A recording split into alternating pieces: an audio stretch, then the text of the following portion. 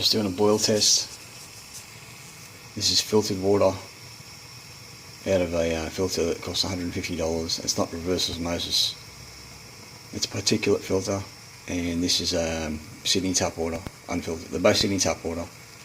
This one's unfiltered, straight from the tap, and this one is Sydney tap water going through a filter, a two-stage particulate filter. Now, this one had a little bit more water in it, but I mean it's irrelevant because this is approximately double the diameter. So that diameter there takes up that area, and that area there equal, approximately the same. So essentially there's not too much difference in the amount of water, but you can always see the white scum building up. So think about your kidneys, think about your liver, and then think about a next door neighbour. Since I've been getting the RF attack, basically they're both on chemo. One's on chemo, one's getting his bladder cleaned out. He's got a massive infection in his bladder, same thing as my dad had. It's blocked up, and this is the reason why. Now that doesn't exist in what do you call it,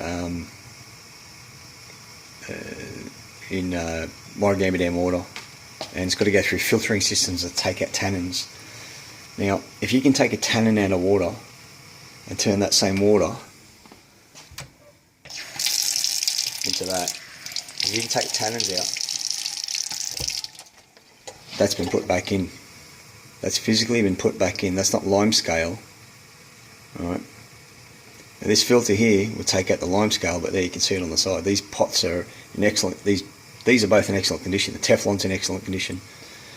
And you can see that's been introduced, because if you can take out a tannin out of water, tannin is down to nano size, right? It's literally colouring. It's not actually a particulate. Well, technically it's minute. Colouring in water is it's pretty much a liquid. It's not even a you're down to microns, right? These are bigger than microns. You can actually see these particles almost, little dots. So if you can take tannins out of water, you're taking everything out, and then they're putting this stuff back in. Right, the fluoride they're putting in has come from China, and fluoride is supposed to be water soluble. Now in America, they stopped one city. They stopped using it because the fluoride they were putting in was non-water soluble. It had mercury, cadmium. Sydney water they're putting in lithium now. There's a guy from Blue Mountains. He's got a well. I'm not going to talk too much about him. Don't want to identify him. He's an electrical engineer. He has his house electrically. He has the walls in his house electrically insulated from RF radiation. He has 2 wells, and it's up above the artesian basin. So it doesn't matter how much they frack out all the area in New South Wales, they can't affect his water. So he's got water. He's above any flood zone. If they use HARP to generate any earthquakes, this is all fact. They're all US DoD patents, right? And yeah, this is your Sydney water. All right, when you see it form. So as I tip the water away from it, it dries out.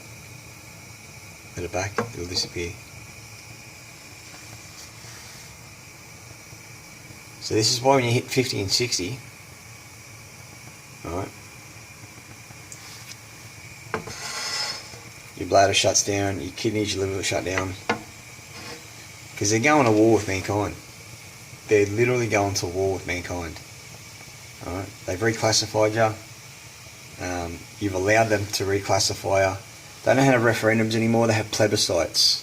Because a pleb in the army is a fucking retard, and it comes from a plebeian. Right? The Senate viewed the people, the citizens, as cattle.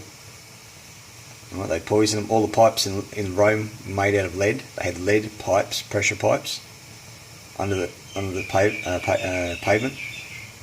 And they basically knew, in Egyptian papyrus, they talk about the effects of lead on the brain, and that's why they use it.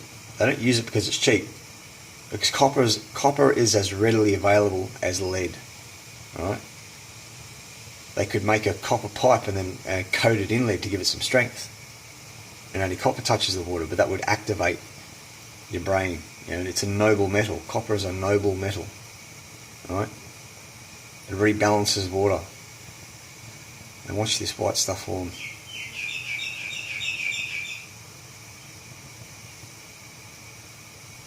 I might try hitting this one on a different burner. Oh, it's a pretty big burner. I'll try this one. This one might look better.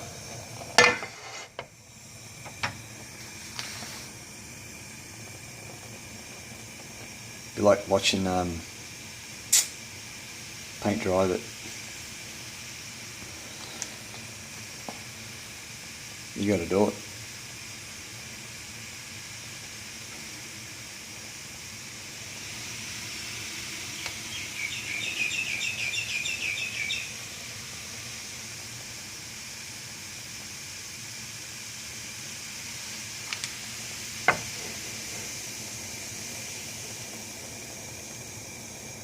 Just till it's high.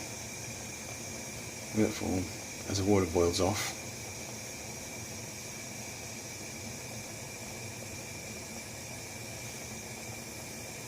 That's going in through your skin. A friend of mine, she was getting psoriasis on her face. Like, just looks like rosy cheeks, right? And the collagen was leaving her.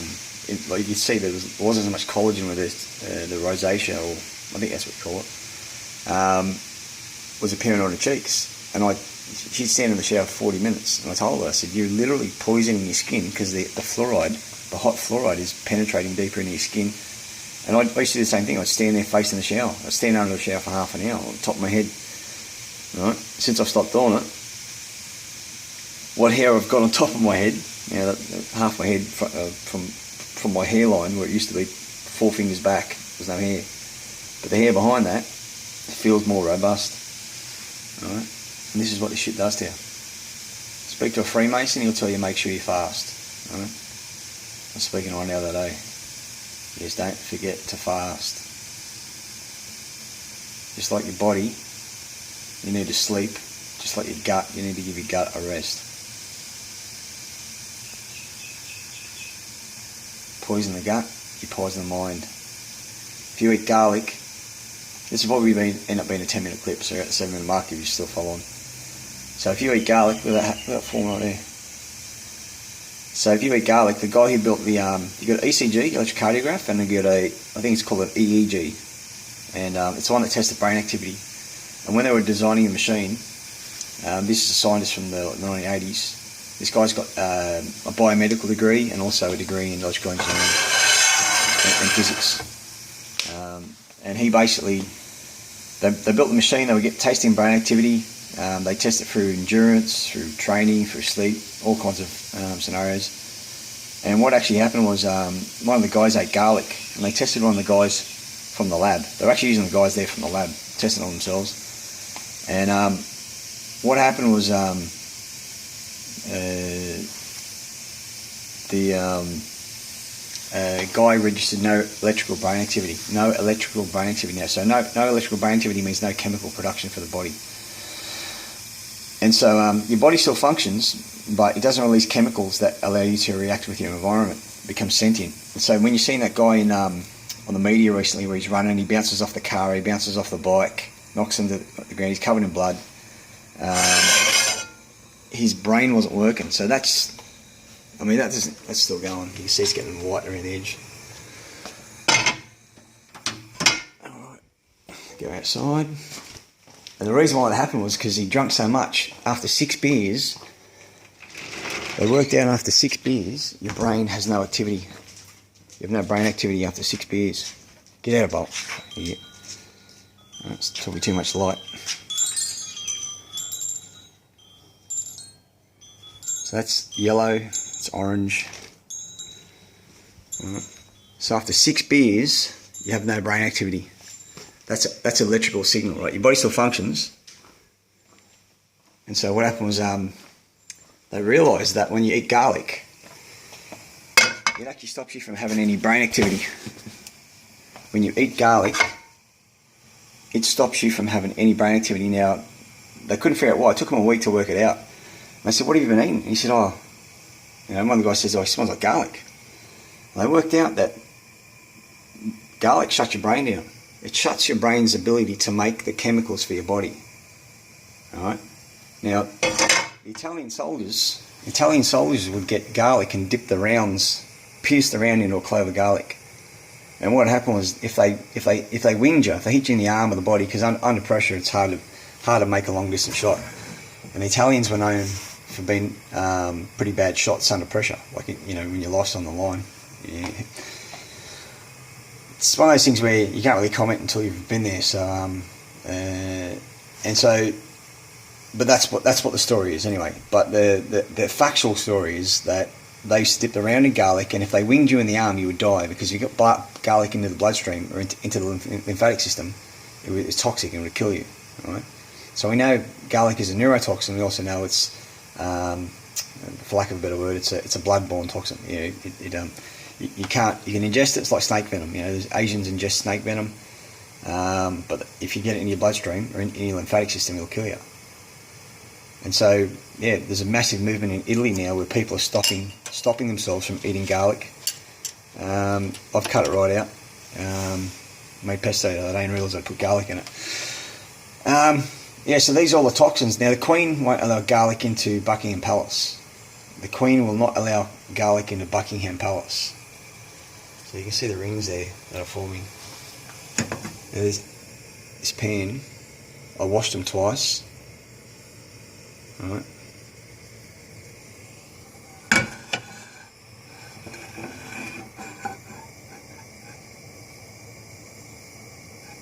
It looks quite scummy. Anyway, I think that's good enough. This wouldn't be as much.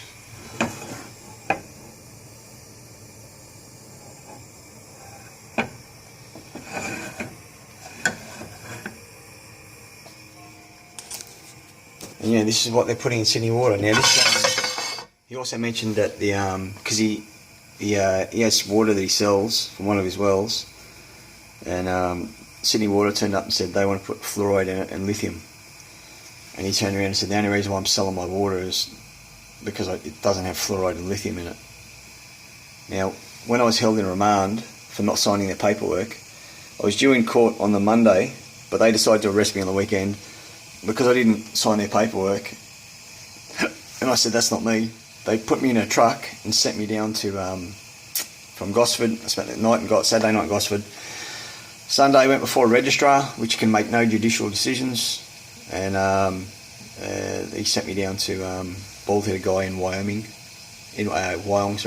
court, and he sent me down in remand. They left me in Surrey Hills for 3 days. Now in Surrey Hills, the water is blue, right? The water is fucking literally blue. None of the screws will touch it. They all drink bottled water like they do out at Emu Lanes. And they also they starve the prisoners until about 9 o'clock at night. You got guys smashing their heads on the walls, some guys walking through doing a food survey. And this guy's like he's an Egyptian Brit, one of these fucking Freemasonic cult. The guy's screaming, he wants to speak to his kids. The kids never go to bed without speaking to him. And he got caught selling some speed or some coke or something. And so they were holding him in remand for 5 days. He hadn't spoke to anyone, and he hadn't been before court. He literally smashing his head on the wall. And he's asking the guy for help, and the guy's asking the two guys behind him what they think of the food and this and that and the other. So the food is all tainted. It's not actually food. It's called a food substitute. It's full of numbers, right? Full of chemicals. They banned the milk because the milk was actually sterilising the prisoners. 67% of the people in New South Wales prisons are there for not actually harming anyone. I'm not talking about drugs. I'm talking about 67% of people in there for having done no harm. So that's actually a war crime. The next thing is when the food came around at 9 o'clock at night, it looked like dog food, right? Now I didn't eat it, and I'd starved myself for 3 days. And the only reason I ended up signing the paperwork after 3 days is because I locked the dog in the house. Left him some water and locked the dog in the house when they arrested me. So he would have had water for half a day. Yeah, basically he had no food for 3 days. And they knew this. And they gave me no ability to ring anyone. I couldn't ring anyone. The screws just told me, no. I said, well, when's my court case? Don't know. We'll let you know. And so when I finally spoke to the social worker or the minister or whatever she was, I told her what's going on, and she goes, I'll do something about it. She made a few phone calls, and she goes, just sign their paperwork. So basically I was forced to sign a document that's a slave document based on the birth certificate. That wasn't me, right? It wasn't the birth certificate, but it was used to access the Citus Trust that is the birth certificate, because they generate a fictitious character called Mr. Joseph Gavin. Now, Mr. is the officer of Army, Navy, Air Force, and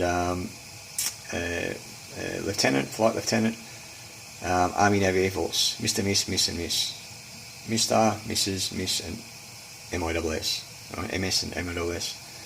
And this is page 516 of the Australian Styles Manual. You can find it on the Glossary channel. Now this is still going. I'm not going to bother. It's just going to take too long. Anyway, that's it. This is Sydney tap water. Right? You can see the white building up. It's going to end up like this one. It's going to have to go right down before you start seeing it.